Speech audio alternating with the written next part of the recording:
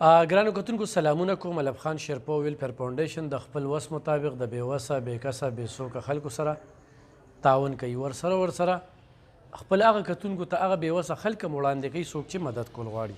ګرانو کتونکو دا کم مشر چې زما سره موجود دی 13 کالونه ما له دفتر ته راځي څه چې قسمت کې هغه وړي. تېر هفته ما د ده یو ویډیو کړی و، ده ته ما سلام پیش کړو چې په دې غریبۍ کې په 2 لوریانو باندې د های لیول سبق ووی. هغې کې څه وظیفه شوله چې هغه ټاپ کړې وه، ډېرې قابلانې دي. بیا د ده یو خواهش و چې یو لور مې تعلیم نه پاتې کېږي او یو 1,000 روپۍ د هغې داخله ده. هغې دپاره موږ ویډیو کړه، خو ده سره موبایل نه او ډېر خلک چې کوم دی نو نه پوهېږو چې د امداد پیمانه څه ده، په کوم اندازې کوي، څنګه هغوی مطمئن کېږي.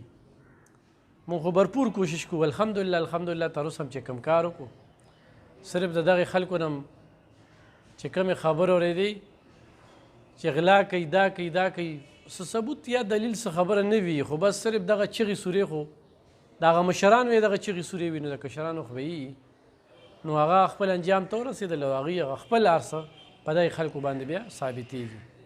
نو ګرانو کتونکو دا مشر چې کوم دی انتخابي ضرورتمند دی او ډېر عزتداره او د لور د تعلیم دپاره، نو ضرور ورسره یې خپنې هغه ورسره تعاون کولی شي. هغه ویډیو کې بیا موږ سره چا داسې امداد ونه کړه، ګینې ما وی داسې وی او زه به همدله چې کوم دی نو همداسې ورکوم. مشر نوم دې څه دی؟ جانلي رضاړو جانلي صاحب. او جانلي صاحب یوه لور چې کومه ده بیمار هم ده، هغې څو اپرېشن دي کړي؟ 4 اپرېشن یې کړي. ته څه ویل غواړې چې لور داخله دې را؟ لور داخله مې د رومني سیمسټر داخله را، نو هغې پیسې موږ سره نشته کړي، اوس داخله وختي کړوله. او دواړه BS کوي؟ یوې ته بس یو سیمسټر پاتې او دویمې دغه رومني سیمسټر دی. ستا موبایل نمبر څه دی؟ 0334 89 27 372. بیا ووایه. 0334 89 27 372. 89 27 72 334.